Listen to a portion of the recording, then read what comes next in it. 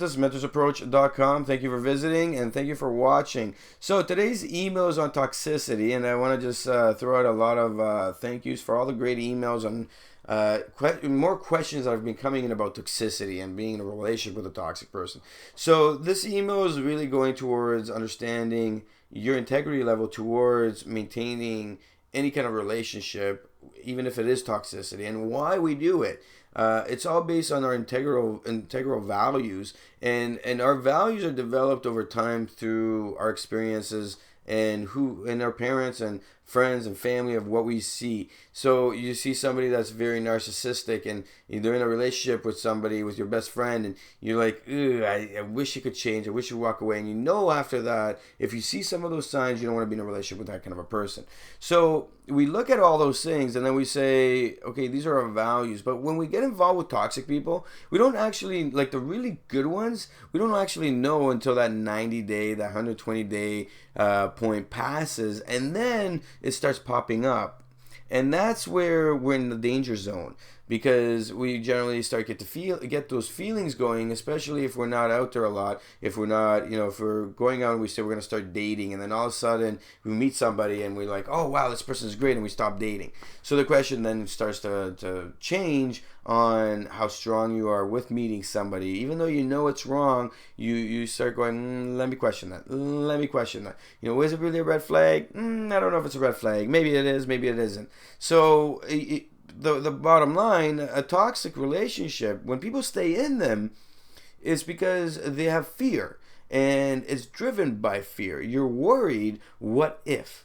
And then you start questioning your what ifs. So if this person leaves, where am I going to find somebody like that? Okay, this person is great in these aspects. They suck in all these, but they're great in this and this and this. Okay, so they might be a good cook, they might be a good listener, and the sex might be great. Okay, but then they do all these other things that I hate and I can't stand, and it drives me insane. But then you know all these things are wrong, but then because of these few things, you're like, I'm gonna stick around, because what if I go out and I meet somebody who can't cook? What if I go out and I meet somebody who sucks at sex, and then I'm like, destined to be with somebody who sucks at sex? You don't want to be in that mindset. That frame of mind will kill you slowly over time. So what I want to address here is that your inner self of the future has to be forgotten. You have to say, you know what? Right now I'm living in the present moment. Right now it is not good. I need change. And this person is not going to be part of that change. Or if they do change long term, then they can stay. So that's my logic when I look at people. I'm going to jump into this email with this viewer who he's actually been reading all my Instagram posts. And he touches up on a situation where it's kind of hard to get out of. And it's generally around divorce. People cannot walk away from people in a divorce that easy because there's a lot of strings attached. And at the same time, the mental state of a divorce is really, it's a really hard thing, a concept to get around. So here we go. Hi Nikos. I recently read one of your Instagram posts on toxic people and how we need to get rid of them.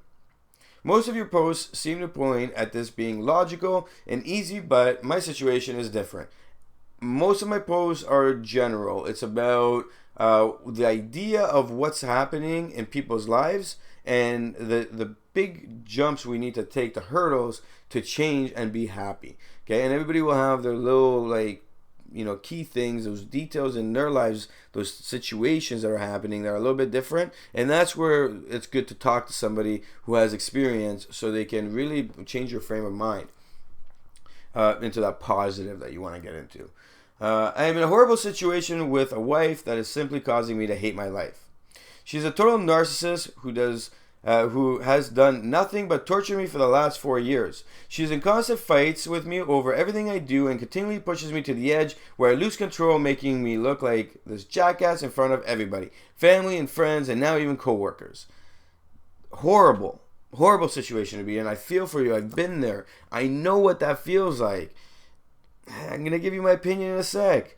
Every fight she gives me the silent treatment for the silent treatment for at least several days to a week, and only changes when she needs something or the kids need something. I have 2 kids that I love and are the only reason I have stuck around. I can't allow her to ruin their lives too. I said that like I thought you would be saying it. Any advice would be great. Okay, so here is your fear. There's several aspects in this email where you're displaying your fear. One of them is your kids. One of them is, the divorce, and one of them is that you hate your life and it won't change. It can change, and there's two routes you could take with this. One is go work on yourself while staying in a marriage, and fix yourself up and get yourself to a point where your self-confidence is back, your communication skills are back, and you are that delight that she met, okay, while torturing yourself through the ups and downs that she has. Okay, now on the other end, you can get a divorce. You can walk away from this thing. You can set it up nicely so that you still have your life after divorce, and you can take care of your kids. The problem with option one, is that you can't change a narcissist. The narcissist is not going to be willing to change you. To change. They are going to be trying to change you more. Their sole purpose is to make you miserable. Okay? When you start in a relationship with a narcissist, what ends up occurring is you go through all the phases that you probably have read since you're calling her a narcissist. And most people don't know anything about narcissism until they go through the relationship and they fall victim to narcissism, and some friend goes, wow, she's a narcissist. And then you go Google it, and then you start learning about all this stuff. And it blows your mind because you have like all these visions pop in every time somebody talks about something they did, and they're like, oh my God, they did that to me. Trust me, I've been there. I know it. And everybody I talk to says the same thing. Everything you read is the same thing. So you started off as this alpha male with alpha male characteristics, and you had all these values that she loved. And then because she could never have them, then she started tearing yours down just to prove the point that she is better than you. Okay? And the fact is, you go into that hate realm where she hates you because you have no choice. She has to take you there. And you can't escape that. So if she is truly a narcissist, that is who you're dealing with. You can't change that. You can't fix that. It's fucked up to no end. You can't fix it at all. Remember that. You can try. You can make things better, but you always have these like crazy moments where you're like, what the fuck am I doing? Why am I here? Why is this happening to me? I hate my life. You're going to go through that. Divorce way is better. And I'm saying this because everybody that I do have this conversation with, I will tell them, you have these two options. And I work with them in either option they choose. Sometimes there's a third and a fourth option, depending on what you're going through. And I mean, there's all the details that we don't see here, but there's many options you could take. But the divorce route is something that will eventually come in your situation. And what ends up happening, the people that go with option one will stick around for maybe another 1 or 2 years. They're picking up all these skill sets, they're learning stuff, they're going back to counseling, and they're doing all this stuff, but nothing's changing. And eventually they have a breakdown. They get to that point where, they get sick, they lose all their money, job, like worst case scenario, they get really bad sick. Second worst case scenario, they lose their home. They file a bankruptcy, and then the girl gets up and goes, whoops, I'm gone. Or the guy gets up and goes, whoops, I'm gone. And they found somebody else that they've had on the side, or somebody else that they've been scoping out, or somebody they had you as an option even though you were married to them. It's crazy, I know. So you have these two options, and eventually you'll go down the divorce route if you can't fix it. And what I've noticed is that people that do go the divorce route, what happens is they sometimes get back together.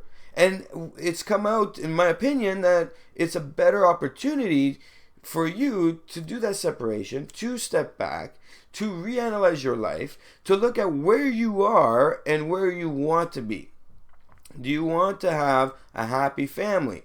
Do you want to have an abundance of positiveness and greatness with somebody else eventually?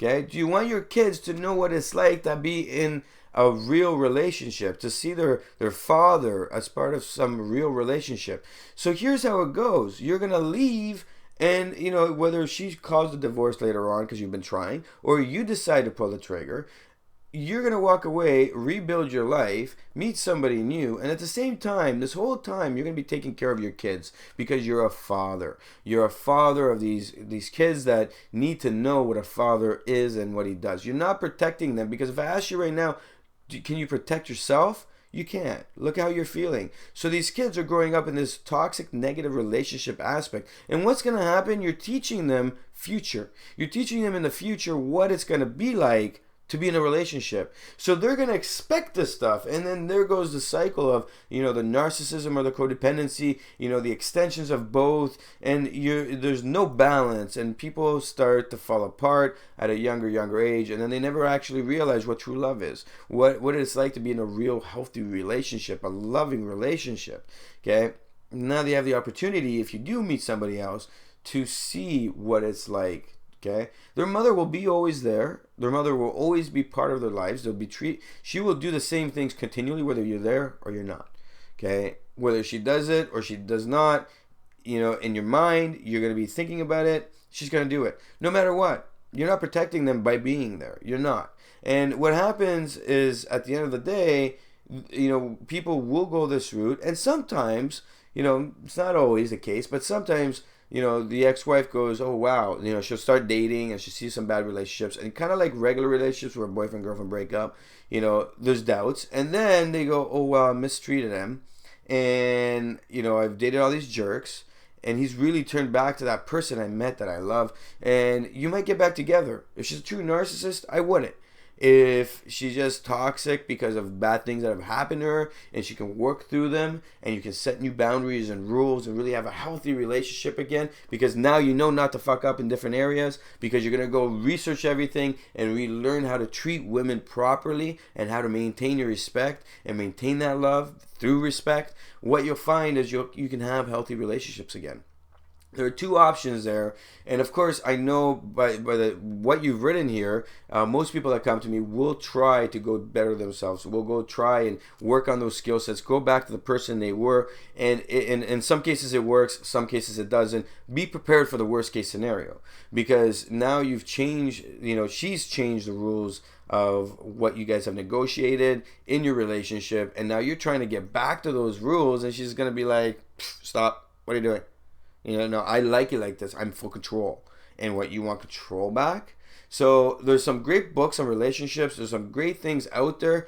The two options are there. What I would really suggest, offhand though, with my concern with you is when you touched up on your coworkers and that negative influence there, do not, I repeat, do not mix family and your wife with anything to do with your work. Okay, your work needs to be separate. Do not involve her. If she does, put your foot down firm. Okay, because if she, one day decides to get a divorce with you, and if something goes wrong, your coworkers aren't going to see the light of who you really are. They're going to see the light of everything. And you know what? Losing your job or something going wrong there with a true narcissist, that could go the case.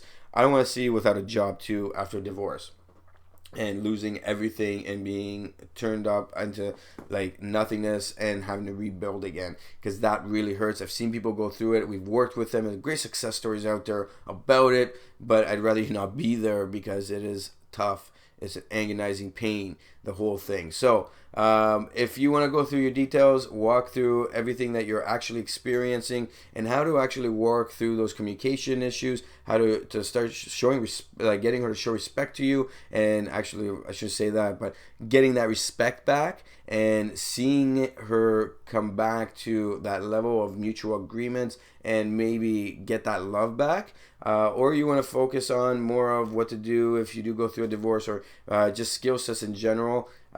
Give me a call. Go on my website, mentorsapproach.com, book an appointment, and we can we can have a one-on-one, get a lot of things in your life fixed up, so that you can actually have a healthy relationship with her or have a healthy relationship with somebody else later on down the road. And I hope this message was of value. If there are people out there that experience something similar and you can share my messages with them, I'd appreciate it. And please do like and share, and please contribute some comments. And again, my name is Nikos Rentas, mentorsapproach.com.